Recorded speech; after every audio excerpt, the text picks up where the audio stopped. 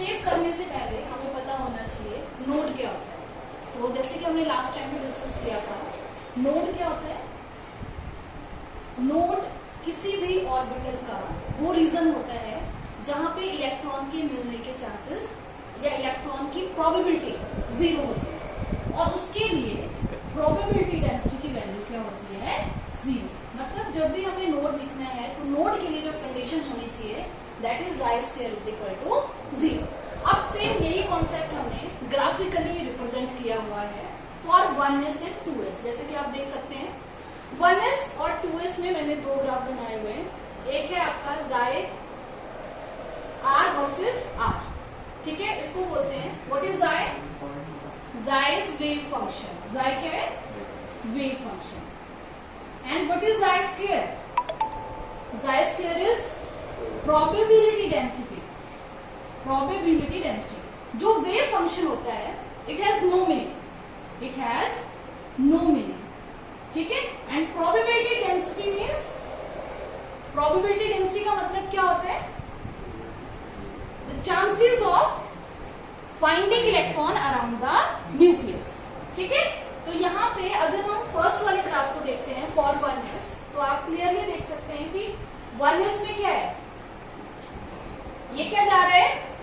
ये ग्राफ की जो स्लोप है ये हमें क्या बता रही है कि 1s जो है या s ऑर्बिटल जो सिमेट्रिकली है और सब जगह उसमें इलेक्ट्रॉन की प्रोबेबिलिटी क्या है? इक्वल है। वहां पे इलेक्ट्रॉन के मिलने के जो चांसेस हैं वो क्या है? इक्वल है। मतलब कहीं पे भी हमें इलेक्ट्रॉन मिल सकता है, ठीक है। और अगर हम यही, क्योंकि हमने बोला जाय हैज नो मीनिंग, तो इसका दूसरा जो ग्राफ बनता है वो बनता है जाय स्क्वायर वर्सेस R के बीच में। सेम यही, ठीक है, रिप्रेजेंटेशन सेम आ रहा है दोनों में, बस यहाँ पे थोड़ा सा क्या है? कर्व ज्यादा है। अगर हम 2s के लिए देखते हैं फॉर 2s में अब आपको पता है होगा तो इसका शेप भी स्फेरिकल है, पर यहाँ पे क्या होगा? नंबर ऑफ नोड 1 रहेगा। नंबर ऑफ, क्योंकि इसमें n की वैल्यू क्या है? n की वैल्यू क्या है इसके लिए? 2 है। और नंबर ऑफ नोड का फॉर्मूला होता है n-1। 2-1 मतलब 2s के लिए नंबर ऑफ नोड क्या रहेंगे? 1 रहेंगे। तो यही मैंने यहाँ पे बताया हुआ है। जाय R वर्सेस R में जो नोड है, ठीक है, ये उसकी रिप्रेजेंटेशन है। क्योंकि जाय का कोई फंक्शन नहीं होता है, ठीक है, इट हैज नो मीनिंग, तो यहाँ पे हमें जब भी हमें लेना है graphically that is probability density. तो जाय स्क्वायर और R में भी यहाँ पे, क्योंकि जाय स्क्वायर जब भी आप नेगेटिव का स्क्वायर करते हैं तो वो क्या बन जाता है? पॉजिटिव बन जाता है, राइट। तो यहाँ पे जाय स्क्वायर और R के बीच में ग्राफ है, सेम ग्राफ वही है, राइट। पर यहाँ पे पॉजिटिव मतलब यहाँ पे नेगेटिव में आ रहा था ये, और यहाँ पे पॉजिटिव, और नोड वही है, नंबर ऑफ नोड क्या रहेगा? 1 रहेगा। अब यहाँ पे these are important formulas node के। तो number of node in any orbital, किसी भी ऑर्बिटल में अगर हमें नंबर ऑफ नोड पता करने हैं तो उसका फॉर्मूला क्या होता है? n-l-1। And what is n? n क्या हुआ? Principal quantum number. l क्या हुआ? एंगुलर क्वांटम नंबर, ठीक है। अगर फॉर एग्जांपल आपके पास है 3s, तो बताइए इसके लिए नंबर ऑफ नोड्स कितने होंगे? जल्दी, n की वैल्यू इसके लिए कितनी है? 3। l की वैल्यू कितनी है? 0। तो 3 आगे -0 -1, total number of node 2। Clear हो गया? उसके बाद नंबर ऑफ स्फेरिकल और रेडियल नोड सेम, n-l+1। उसके बाद में नंबर ऑफ प्लेनर और एंगुलर नोड l, ठीक है। यहाँ पे आपने ऐसा करना माइनस कर देना है, क्योंकि यही फॉर्मूला होता है इसका। आगे टोटल नंबर ऑफ नोड जब भी हम निकालेंगे तो वो क्या रहेगा? n-1, ठीक है। समझ आया? अब हम बात करते हैं next topic that is shape of sp and df orbital, ठीक है। सबसे पहले आते हैं s ऑर्बिटल की शेप में। तो s ऑर्बिटल की जो शेप रहती है वो क्या होती है? स्फेरिकल, स्फेरिकल, ठीक है। जैसे कि 1s के लिए, 1s के लिए जो शेप है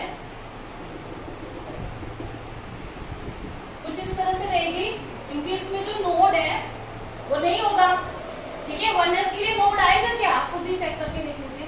1s के लिए नोड क्या होगा? 0, ठीक है। और अगर हम 2s की शेप बनाते हैं तो कैसे बनेगी? ये न्यूक्लियस है and this will be probability density of electron around the nucleus. तो ये आ गया आपका 2s।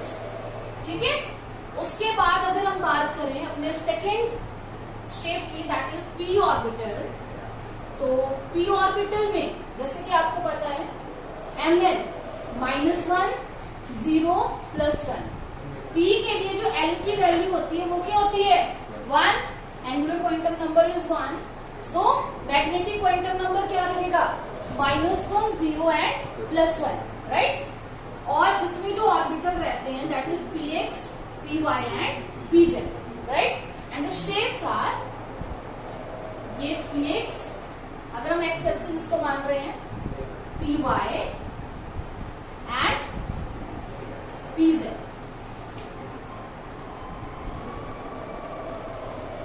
ठीक है, और इनको बोला जाता है लोब्स, और लोब से साइन होता है plus minus plus minus plus minus. ठीक है, उसके बाद हमारा नेक्स्ट आता है डी ऑर्बिटल। तो डी ऑर्बिटल के लिए एल की वैल्यू कितनी होती है 2 होती है ना। तो एम एल की वैल्यू कितनी होगी -2 -1 0 +1 and +2। And name of the orbitals dxy dyz dzx dx² -y² and dz², right? Now what are the shapes? dxy dyz dzx ये एक्सिस के ऊपर बनते हैं या एक्सिस के बीच में 45 डिग्री के एंगल में बनते हैं विद इन एक्सिस। तो अगर मान लो आप ये दो एक्सिस x और y लेते हैं तो these orbitals are like that, इस तरह से आएंगे 45 डिग्री। एंड yz, अगर मैं इसको y और इसको z ले रहे हैं, राइट, तो इस तरह से yz रहेगा। zx ये होते हैं, आपने हमेशा ध्यान रखना है, ये जो dx dyz dzx है इनमें जो लोब्स रहती हैं वो रहती है विद इन एक्सिस, एक्सिस के बीच में, और एंगल जो होता है वो कितना होता है 45 डिग्री, राइट। तो ये बन गया आपका dzx, अगर ये z है और ये x है, ठीक है। This is dyz, this is dxy।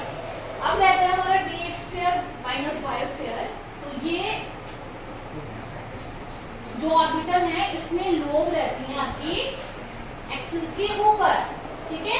ये x हो गया dy, तो ये हो गया dx² -y² एंड dz² में अगर ये z एक्सिस है, ठीक है, तो यहाँ पे लोब z एक्सिस के ऊपर एंड साथ में जो इलेक्ट्रॉन डेंसिटी है, ठीक है, वो रिंग की फॉर्म में होती है। इधर z एक्सिस के ऊपर एक रिंग होता है और इस रिंग का मतलब क्या है, यहाँ पे जो इलेक्ट्रॉन डेंसिटी है, यहाँ पे जो इलेक्ट्रॉन डेंसिटी है वो क्या है मैक्सिमम है। अब जहां पे भी आपको लोब दिखाई दे रही है ना, इन लोब्स का मतलब क्या है कि इन लोब्स के अंदर इलेक्ट्रॉन प्रेजेंट है। इलेक्ट्रॉन कहाँ पे मिलेगा, इन लोब्स के अंदर मिलेगा, राइट। यही मतलब होता है, लोब का मतलब ही यही होता है कि electron density is maximum with in lobe, right. तो ये हो गया हमारे d ऑर्बिटल्स की, p ऑर्बिटल्स की एंड s ऑर्बिटल की शेप, राइट। तो ये आपने अच्छे से करना है। इसमें बस ये ध्यान रखना dz² में जो रिंग है, ये रिंग क्या रिप्रेजेंट करता है, इलेक्ट्रॉन डेंसिटी।